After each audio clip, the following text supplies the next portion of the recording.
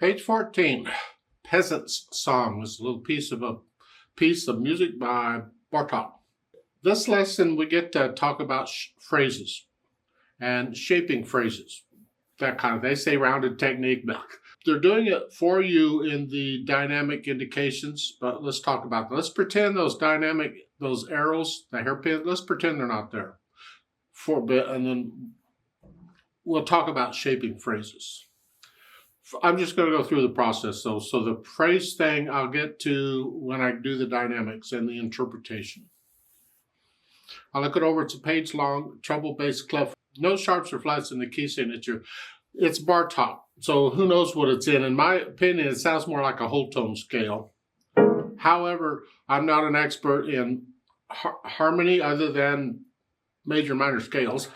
So let's just go with practice the scale and arpeggio for the key signature, which is C major and A minor. That's it. But this you're going to find is you got black keys. You can use a lot of black keys on this one because there's a lot of sharps and things going on. 2/2 times, so a half note gets a count, which means the quarter note's just half a count. That's 1 and 2 in.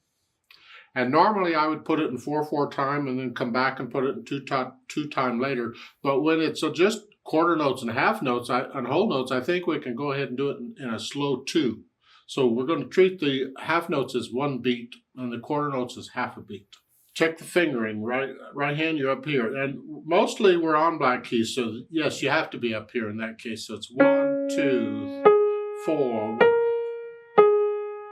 Now, they say in third measure to 1, 2. And that's okay. There's nothing wrong with that. You can also just reach down if your hand's big enough and do a 2 here.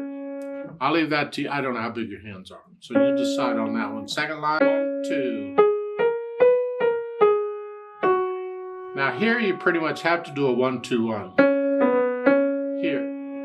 And then going on after the double bars, they want a 4. You can, because it's up here, you can use a 5. And then a 3. They're repeated notes. Thumb. Sounds a little weird. Well, that's Bartók. And then the last line, last 3 measures, you're here and then scratch up little finger. This way we're in position for the rest of it. Yeah, so that works okay, I guess. Left hand, well, start here. It's the same notes as the right hand and same rhythm too. Here, they say thumb. If your head's big enough, you can use 3 and then reach down on 4. But if you can't reach that, then thumb here and here. And then going on, measure 5 is 5th finger. Here. Thumb. Here. Now after the double bars, so measure 9, they want a 4/3. No.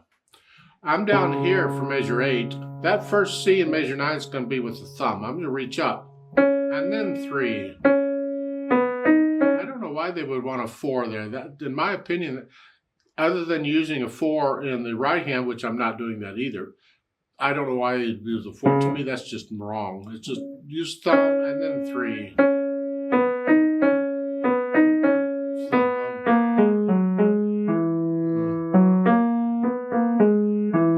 Last line and measure 16, 4, and then scratch up 1. This way I'm in position for the rest of it. Then I put the hands together, and I might hesitate, but that's okay. They're the same note names here, here. However you're fingering it, finger it. So I put the hands together, and then I'll go back over it slowly, maybe a line at a time or 4 measures at a time, whatever, and get rid of the hesitations. And once I do that, then I think about the articulation, and this is the phrasing. They put it in. You're going to lift up between each phrase, like taking a breath. So in measure 4, you're here. Lift up. What's a repeated note? You have to. It's like taking a breath.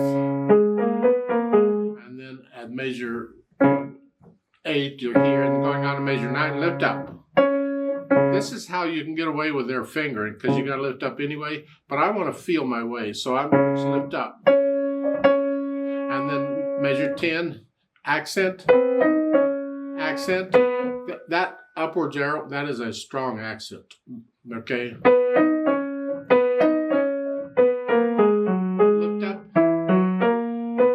Lift up, accent, measure 16, and then here, lift up. So put in the phrasing and the accents. We'll shape the phrasing later. Right now we're just putting in the phrasing. Then the dynamics. And both hands are playing the same thing, so I'm assuming it's both hands. They want loud. And get up to loud here. And come back down to loud. And then second line, start loud and go up to very loud and back down to loud. And then on measure 9 it says più forte. That means more loud, or with loud, or lots of loud. Be loud. And that makes the accented notes a very loud note. And then come down for measure 12. Just down to about a moderately loud. Then go back up. And then you end up moderately loud. Okay. Then the speed. Allegro moderato. And we're feeling this as 1, 2, moderately fast, but it's in 2. 1, that's our half note. 1, 2, 1, 2.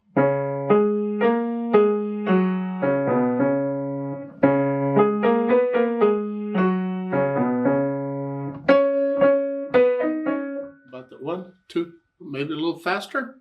Not too fast. It's just moderately fast. And then we get into the interpretation, and that's where shaping the phrases comes. Remember the natural accents. 1, 2, 1, 2. I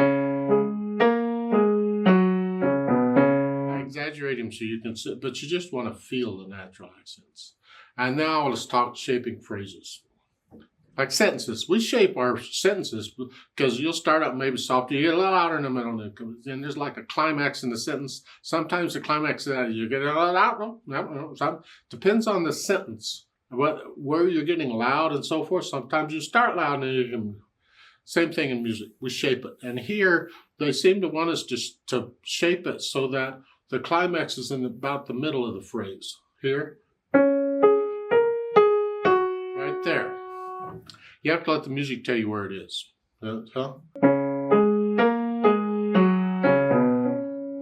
down and then go back.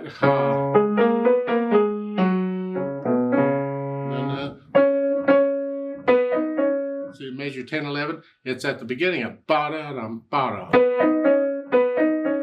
And then come down. And go back up.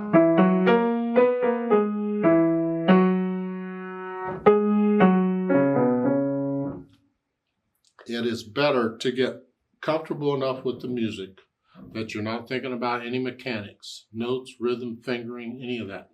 You're listening to the music and the flow of the line, the flow of the melody, and you express it. You feel these dynamics. You feel shaping a phrase. So when you're not sure, start the phrase a little softer, get up for a way, and then end the phrase a little softer. Try that first, but not all phrases are shaped the same. Sometimes you start loud and then come back. Sometimes you start soft and gradually grow through the whole phrase. You shape the phrase, similar to the way you would talk, and you shape sentences when you talk. We don't even think about how we shape our sentences when we talk, because it's all done by feel. That's what the music needs to be, feel.